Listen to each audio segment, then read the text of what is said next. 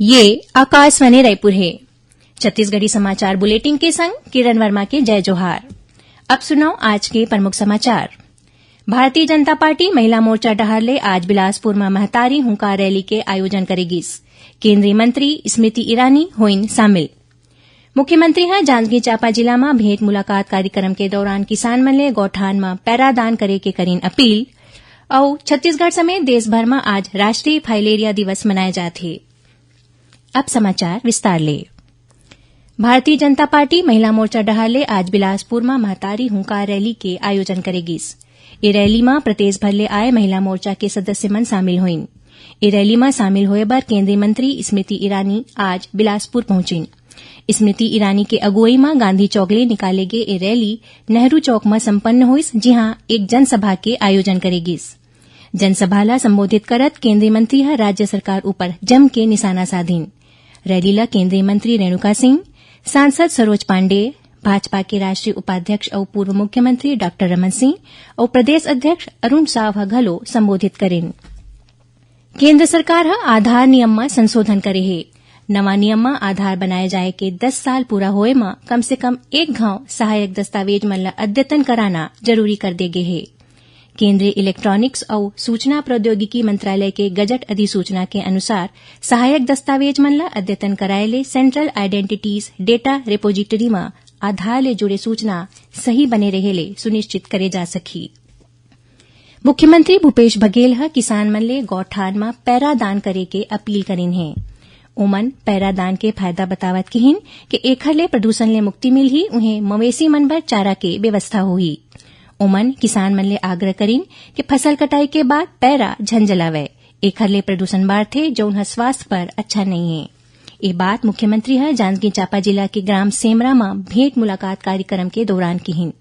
कार्यक्रम में श्री बघेल ह नवागढ़ में Swami Atmanand English medium school खोले, नवागढ़ के शासकीय नवीन महाविद्यालय के नाम लिंगेश्वर महादेव के नाम ऊपर करे और शासकीय हाई स्कूल बुढ़ेना ला आयुर्वेद रत्न डॉ गुलाब सिंह के नाम ऊपर करे के घोषणा करीन। एकर अलावा मुख्यमंत्री ह नवागढ़ में खेल मैदान समेत आने विकास काम के घलो घोषणा करीन। मुख्यमंत्री ह विद्यार्थी मन के शिकायत ऊपर सेमरा हाई स्कूल के प्राचार्य ला निलंबित करे और क्लर्क ला स्थानांतरित करे के निर्देश अधिकारी मन ला दिन। लोक निर्माण मंत्री ताम्रध्वज साहू ह प्रदेश के खराब और जर्जर सड़क मन के मरम्मत और नवा बनाए के काम अवैया दिसंबर महीना तक जरूरी रूप ले पूरा करे के निर्देश संबंधित विभाग ला दिन है। ओमन अधिकारी मन ले कहिन कि हरेक सड़क वर्क प्लान तैयार करके सुधारे के काम निर्धारित समय सीमा में करे जाए। श्री साहू ह विभागीय कामकाज के समीक्षा करत सड़क मन के निर्माण के संगरा मरम्मत और नवीनीकरण काम में तेजी लाए बर मुख्य अभियंता, अधीक्षण अभियंता और कार्यपालन अभियंता ला हफ्ता में 4 ले 5 दिन कार्यस्थल के निरीक्षण करे के निर्देश दिन। फाइलेरिया जैसन गंभीर बीमारी पर समुदाय ला जागरूक करे और लोगन मन ला ए बीमारी ले सुरक्षित राखे पर छत्तीसगढ़ समेत देश भर में आज राष्ट्रीय फाइलेरिया दिवस मनाए जाते। महामारी नियंत्रण के संचालक डॉ सुभाष मिश्रा बताइन कि फाइलेरिया मच्छर के काटे ले होने वाला संक्रामक रोग है। एकर बचाव बर सरकार डहाले लोगन मन ला मुफ्त में दवाई दे जाथे। उन्होंने बताइन कि राष्ट्रीय फाइलेरिया उन्मूलन कार्यक्रम के अंतर्गत प्रदेश के 3 जिला रायपुर, गरियाबंद और बलौदाबाजार भाटापारा में अवैया 12 ले 18 दिसंबर तक सामूहिक दवा सेवन कार्यक्रम चलाए जाही। एकर तहत 2 बछर ले कम उम्र के लइका, गर्भवती महिला और अति गंभीर रूप ले बीमार मनखे मन ला छोड़ के जम्मो लोगन मन ला डीईसी और एल्बेंडाजोल के निर्धारित खुराक प्रशिक्षित स्वास्थ्यकर्मी मन कोती ले घर घर जाके खिलाए जाही। छत्तीसगढ़ी समाचार बुलेटिन आप मन आकाशवाणी रायपुर ले सुनत हो। छत्तीसगढ़ के खबर ले है आपकी वास्ता और खबर के विश्वसनीयता ले है हमार वास्ता। आकाशवाणी समाचार रायपुर के प्रादेशिक समाचार बुलेटिन के संगे संग हमार समसामयिक कार्यक्रम आप रेडियो के संग अपन मोबाइल में घलो सुन सकत हो। आकाशवाणी समाचार फेसबुक, ट्विटर और यूट्यूब में घलो हावय। हमार फेसबुक पेज हरे Chhattisgarh news on AIR, Twitter handle CGAIR news और हमार यूट्यूब चैनल हरे छत्तीसगढ़ AIR न्यूज। तो अब रेडियो के संगे संग आपके मोबाइल के माध्यम ले हम आप तक पहुंचत हन। छत्तीसगढ़ के हर खबर पर सुनत रहो आकाशवाणी समाचार। अब आगू बढ़न बाँचे समाचार को ती। उपभोक्ता मन ले जुड़े विचाराधीन मामला ला निपटाए बर छत्तीसगढ़ समेत देश भर में काली 12 नवंबर के राष्ट्रीय लोक अदालत के आयोजन करे जाही। लोक अदालत में प्री लिटिगेशन प्रकरण में बीएसएनएल, विद्युत विभाग, नगर निगम, नामांतरण, बीमा कंपनी, बैंक और चेक बाउंस के अलावा दूसर राजीनामा योग्य प्रकरण मन के निराकरण करे जाथे। केंद्रीय स्वास्थ्य सचिव राजेश भूषण काली जम्मू राज्यपाल और उपराज्यपाल के सचिव मन करा वर्चुअल बैठका करके प्रधानमंत्री टीबी मुक्त भारत अभियान के प्रगति के समीक्षा करेन।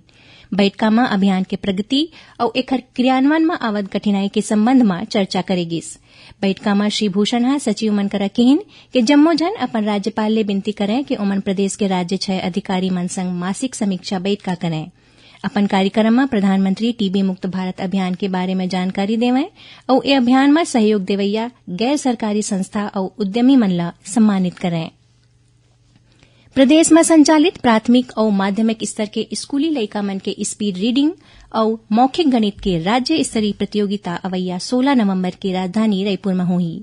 एमा प्रदेश के जम्मू 5 संभाग ले चुने गए 40 विद्यार्थी मन अपन प्रतिभा के प्रदर्शन करही। समग्र शिक्षा के प्रबंध संचालक जम्मू जिला शिक्षा अधिकारी और जिला मिशन समन्वय ला दिशा निर्देश जारी कर दिन है। ओमन कहिन कि 16 नवंबर के स्पीड रीडिंग और मौखिक गणित में संभाग स्तर में विजयी प्रतिभागी मन ला राज्य स्तरीय प्रतियोगिता पर रायपुर लेवई सुनिश्चित करे जाए। उद्योग मंत्री कवासी लखमा कहिन है कि राज्य सरकार उद्यमी मन ला हर संभव मदद दी। ओमन कहिन कि उद्यमी स्वरोजगार और अपन उत्पाद पर उद्यम लेकर आवे। सरकार ओमन ला रियायती दर ऊपर जमीन उपलब्ध कराही। ये बात श्री लखमा जगदलपुर के कृषि महाविद्यालय में राखे गए संभाग स्तरीय कार्यशाला में कहिन।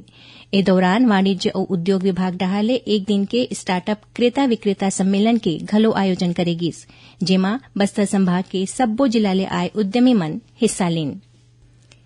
प्रदेश में अब तक किसान मन ले समर्थन मूल्य में 2,46,00,000 मीट्रिक टन ले ज्यादा धान के खरीदी करे जा चुके हैं। एकर एवज में किसान मन ला बैंक लिंकिंग व्यवस्था के तहत 534 करोड़ 39 लाख रुपया के भुगतान करेगे है। खाद्य विभाग के सचिव टोपेश्वर वर्मा बताइन कि अधिकारी धान के व्यवस्था ऊपर सरलग निगरानी रखे हवें।